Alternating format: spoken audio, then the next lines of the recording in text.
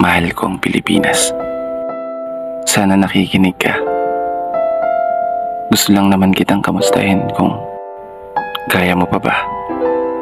Pagmasdan yung bayan mong tila ba nagkakagulo na. Yung mga tao sa loob nito na hinahangad mong magkaisa. Mga tao na nanumpa ng katapatan na pagsisilbihan ka. Mga tao na nangako na iingatan ka at papangalagahan ka. Mga tao na tinuring mong pag-asa na magbabalik sa dati mong ganda. Mahal kong Pilipinas, kaya mo pa ba?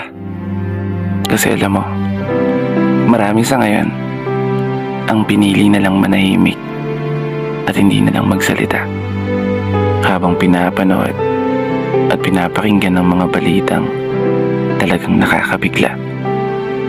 Marami ang nagagalit, marami din ang natutuwa. May ilan na nagbubunyi, ngunit may ilan din na gusto nang magwala.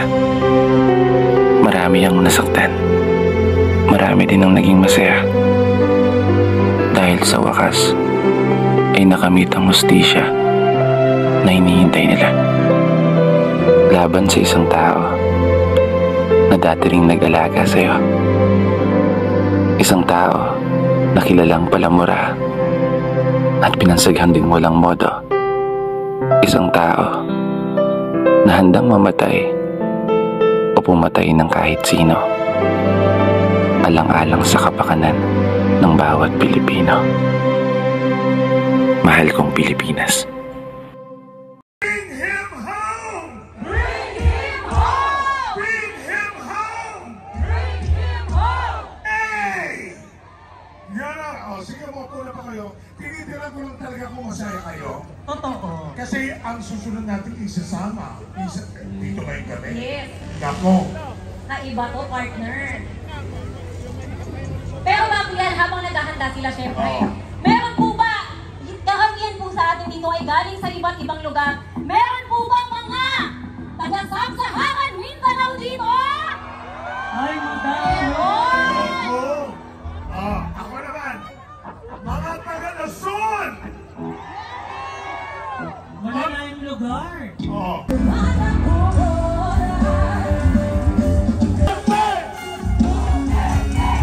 Tell her that, keep her eyes on me. I think you hold her back. You say shut up and dance with me. This woman is my destiny. You said, everybody, say, Duterte!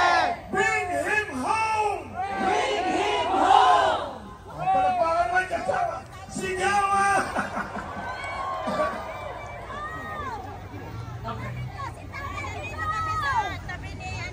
Pata sa ato sa Maasin City, Southern Leyte!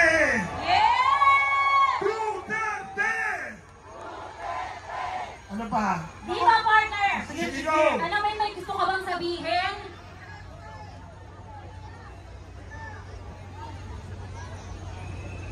Laban tayo para kay Duterte!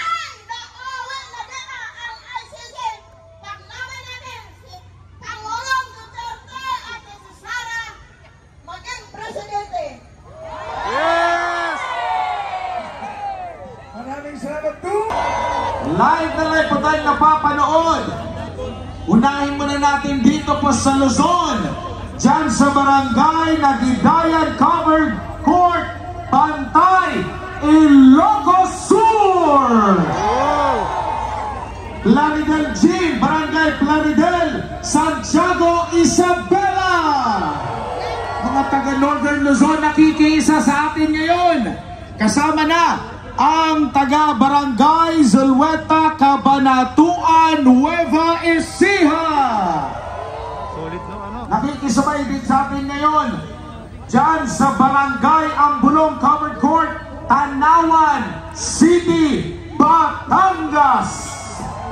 Ang Bicol Region ay sumasabay din sa atin ngayon dyan sa barangay Itumang Covered Court, Talisay City, Camarines Norte. Norte. Dako naman tayo dyan sa Bisaya. Sino mga Bisaya dere? Tugana, oy! Unahon na to, diha sa mga bulanon sa Poblasyon Gym, Tabahan, Gindulman, Bohol. Sumasabay din sa atin ngayon ang mga taga Biliran, Culoba Covered Court. Sa mga Ilonggo dire, damo ba mga Ilonggo dire? Ginapiko, ginapala, ginabuldos. Ang mga taga Sara, Iloilo. Live din po tayo napapanood dyan po sa Barangay 1A, Poblasyon Covered Court, Manapla, Negros Occidental. Sa Mindanao, sino ba mga taga Mindanao dito? Mag-ingay! Live tayo napapanood dyan sa Purok Pagkakaisa, Barangay Salyao, Esperanza, Sultan Kudarat. Tayo rin po ay sinasabayan dyan po sa Calamba Municipal Gymnasium, Southwestern Poblasyon, Calamba, Misiones Occidental. Live din po tayo napapanood sa Santo Rosario Covered Court, Iligan City, Lanao del Norte. Kasama din natin ang ating mga kababayan dyan po sa CDO Amphitheater, Capistrano Street, Cagayan de Oro City, sa Misiones Oriental. Kasama din po tayo, or live din po tayo napapanood dyan sa Barangay Poblasyon Covered Court, Lantapan, Bukidnon. Live din po tayo napapanood dyan sa Danao Covered Court, Barangay Arurugan, Marihatag, Surigao del Sur. At siyempre hindi nagpapahuli ang mga Davaoenyo. Live tayong napapanood dyan sa Mintal Covered Court, Barangay Mintal, Tubok District, Davao City. Live din po tayong napapanood dyan sa Macangao Gym, Barangay Macangao, Lupon, Davao Oriental. Kaya sa ating mga kababayan, itaas natin ang mga bandila, ipakita natin sa buong mundo ang ating pagkakaisa ngayong gabi ito. Samantala, ang susunod pong mangungusap sa atin, isa po sa mga banateros, tawagin na natin si Boss Dada. Lolo, magandang gabi po sa lahat.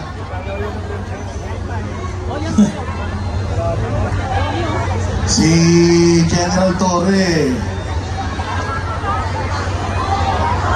sabi niya kayang-kaya daw niya kahit isang kamay lang si Pangulong Duterte. Kalakas naman pala. Inuutos naman dun sa mga alalay niya yung pagharang kay Pangulong Duterte. Nakita niyo? Pero tama ba na ang dating Pangulo harasin natin ng ganun, hablot-hablutin mo na ganun?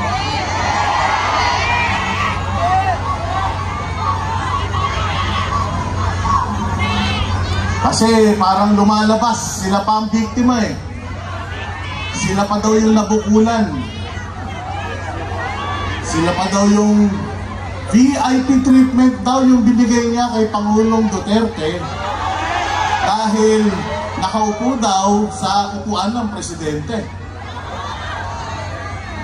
Okay ba yun? Alam niyo mga boss, nung mga panahon na si Pastor Apollo Kibuloy, pinag-uusapan natin tong extraordinary rendition. Marami sa atin tumasang kilay. Marami sa atin hindi naniwala. Si Pastor Apollo Kibuloy nagtago. Marami sa atin nagsabi, ba't kasi nagtatago? Di naman totoo yung extraordinary rendition na yan. Eto na. Nangyari na kay Pangulong Duterte. Totoo yung extraordinary rendition o hindi? Totoo lahat ng sinasabi ni Pastor Apollo Kibuloy noon o hindi? Kaya sa susunod, makikinig tayo doon sa mga totoong nagmamahal sa bayang Pilipinas. Nakita nyo ang ginawa ng kapulisan 16 na araw sa Kingdom of Jesus Christ. Practice na yun. Practice na yun. Na-foresee na ni Vice President Sara Duterte yung pagpapa-impeach sa kanya. Unang araw pa lang, alam niya na. Sabi niya, nagpa-practice na sila sa impeachment. Eto, nangyari sa ating mahal na Pangulo. May mga nagsabi, sana hindi na lang siya umuwi. Natatandaan nyo, merong isang congresswoman na itinago niya yung kanyang asawa dahil may kaso. Sana ganun na lang din ang ginawa natin. Pero alam nyo si Pangulong Duterte, hanggang sa huling hininga niya, gusto niyang ipakita sa inyong lahat na handa siyang maglingkod. Kahit marami ang nag-a-advise sa kanya, huwag ka munang umuwi. Nasa Hong Kong pa lang kami, alam na namin, ang dami ng pulis, nagsisinungaling na sila. Nagsinungaling ang PNP, nagsinungaling ang Malacanang, nagsinungaling ang Solgen, sabi nila wala. Pagdating dito, ang ginawa ni PRD, hindi, ang ginawa niya, inagahan niya pa. Sabi, huwag ka muna umuwi, huhulihin ka. Sabi niya, hindi, uuwi na ako, aagahan ko pa. Ang uwi ni Pangulong Duterte, anong ginawa niya? Anong ginawa sa kanya?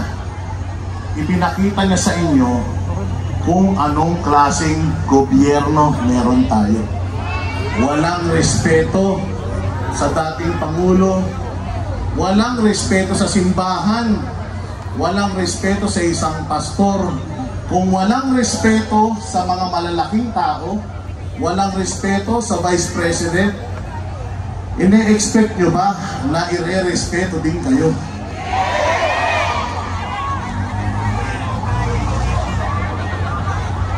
Kaya ngayon, kagabi, napakasakit. Bawal kasi magbura dito eh. Pinagbawalan ako ng boss namin. Pero siguro palitan na lang natin ang dasal.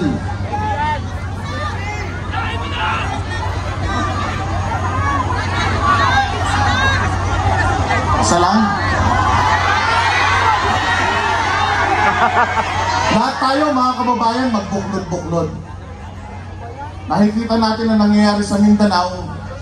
Nakikita natin yung mga dating hindi naman nagpa-participate, nagising na. Yung mga dating hindi naman interesado sa politika, naging biglang interesado. Napakatalino ni Pangulong Duterte. Akala ng ating Pangulo ngayon na ang galing-galing niya. Ang hindi niya alam, binigyan niya si Pangulong Duterte ng platform na buong mundo makakaalam kung gaano tayo ngayon inaabuso. Bawat kwento ni Pangulong Duterte noon naririnig lang sa buong Pilipinas. Ngayon, maririnig na sa buong mundo. Malalaman ng buong mundo kung gaano kabulok. Kung ano yung ama, siya din ang anak. Malalaman ng mundo na lahat ng alyado ng Pangulo, lahat ng alyado ng Pangulo tinatrabaho nila. Kaya somehow, para sa akin, nagsakripisyo na naman si Pangulong Duterte. Kahit hindi na siya presidente ng Pilipinas, isinakripisyo na naman niya yung kanyang sarili. Para ano? Magsama-sama tayong lahat. Lahat tayo, may kanya-kanyang mga social media. Gusto nilang kontrolin yan, gusto nilang patahimikin tayo.